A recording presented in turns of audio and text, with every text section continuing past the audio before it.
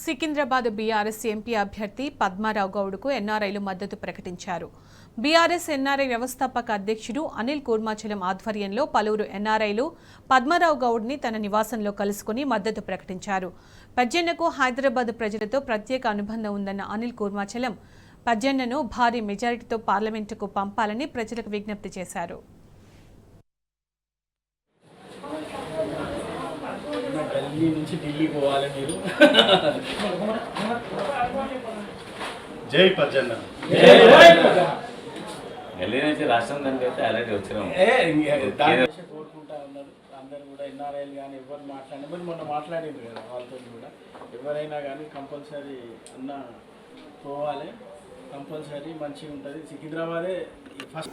మా పక్షాన కూడా మేము సికింద్రాబాద్ నియోజకవర్గ ప్రజలందరికీ కూడా మేము ఒకటే కోరుకుంటా ఉన్నాము.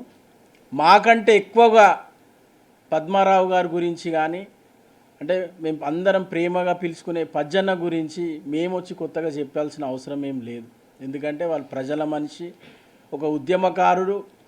ఆనాడు తెలంగాణ హైదరాబాద్లో లేదు అంటే పద్మారావు గారే నిలబడి నిట్ట నిలున నిలబడి తెలంగాణ ఉద్యమం ఉన్నది ఇక్కడ, తెలంగాణ అనే ఒక ఆకాంక్ష ఉన్నది ఇక్కడ హైదరాబాద్లో కూడా అని ఒక తెలంగాణకి ఒక కేర్ ఆఫ్గా నిలిచినటువంటి నాయకులు పద్మారావు గారు. మరి అటువంటి నాయకులు ఈరోజు గల్లీలో ఒక కార్పొరేటర్గా ప్రారంభమైన వారి రాజకీయ జీవితం ఈరోజు గల్లీ నుంచి ఇప్పుడు ఢిల్లీకి పోయే ఒక పరిస్థితి వచ్చింది. కాబట్టి వారిని ఢిల్లీకి పంపించాల్సిన బాధ్యత కూడా మనందరిపైన ఉంది.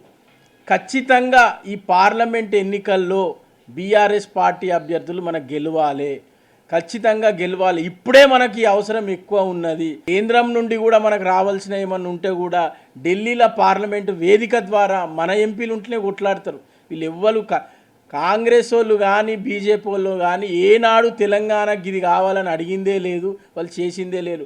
వాళ్ళు ఎప్పుడు ఢిల్లీకి పోయినా వాళ్ళ సొంత ప్రయోజనాలు ఉంటాయి తప్ప తెలంగాణ రాష్ట్ర ప్రయోజనాలు ఉండయి. సికింద్రాబాద్లో పద్మారావు గౌడ్ గారిని భారీ మెజార్టీతోటి గెలిపించాలని చెప్పి మీ అందరినీ కూడా నేను కోరుకుంటా ఉన్నా.